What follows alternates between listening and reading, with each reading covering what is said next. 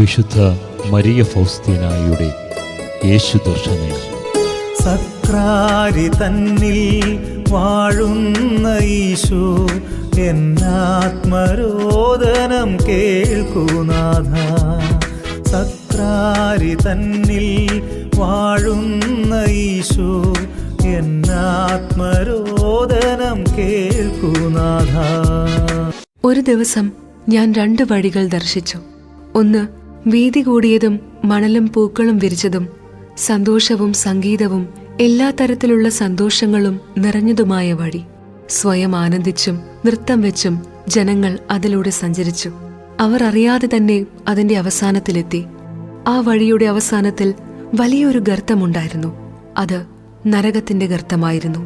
അന്ധമായി നടന്ന് ആത്മാവ് അതിൽ പതിച്ചു. എണ്ണാൻ പറ്റാത്ത വിധം അവരുടെ സംഖ്യ വലുതായിരുന്നു. മറ്റൊരു വഴി ഞാൻ കണ്ടു. അത് ഇടുങ്ങിയതും കല്ലും മുള്ളും നിറഞ്ഞതുമായ ഒരു പാതയായിരുന്നു.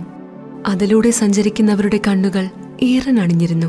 എല്ലാ തരത്തിലുള്ള സഹനങ്ങൾക്കും അവർ ഇരയായി തീർന്നിരുന്നു. ചിലർ കല്ലിൽ തട്ടി വീണുകൊണ്ടിരുന്നു. എന്നാൽ പെട്ടെന്ന് എഴുന്നേറ്റ് വീണ്ടും നടന്നുകൊണ്ടേയിരുന്നു. ആ പാതയുടെ അവസാനം അതിമഹത്തായതും എല്ലാ തരത്തിലുള്ള ആനന്ദം നിറഞ്ഞതുമായ ഒരു ഉദ്യാനമായിരുന്നു. ഈ ആത്മാക്കളെല്ലാം അതിൽ പ്രവേശിച്ചു. ആ നിമിഷം തന്നെ അവർ തങ്ങളുടെ സഹനങ്ങളെല്ലാം മറന്നുപോയി. ഒരിക്കൽ സായാഹ്നത്തിൽ തിരുക്കുടുംബത്തിന്റെ സഹോദരികളുടെ മഠത്തിൽ ഞങ്ങളുടെ മഠത്തിലെ മറ്റൊരു സിസ്റ്ററും ഒന്നിച്ച് ആരാധനയ്ക്കായി ഞാൻ പോയി. ചാപ്പലിൽ പ്രവേശിച്ച ഉടനെ ദൈവസാന്നിധ്യം എന്നിൽ നിറഞ്ഞു. ചില സമയങ്ങളിൽ ഞാൻ ചെയ്യാറുള്ളതുപോലെ മൗനമായി ഞാൻ പ്രാർത്ഥിച്ചു. പെട്ടെന്ന് ഞാൻ കർത്താവിനെ കണ്ടു. അവിടുന്ന് എന്നോട് പറഞ്ഞു, ചിത്രം വരയ്ക്കുന്ന കാര്യത്തിലും കരുണയുടെ എല്ലാ പ്രവൃത്തികളിലും നീ ഉപേക്ഷ വരുത്തിയാൽ വിധി ദിവസം വളരെയധികം ആത്മാക്കളെക്കുറിച്ച് ഉത്തരം നൽകേണ്ടി വരും എന്നറിയുക. കർത്താവിന്റെ ഈ വചനം കേട്ട് എന്റെ ആത്മാവ് ഭയപ്പെട്ടു.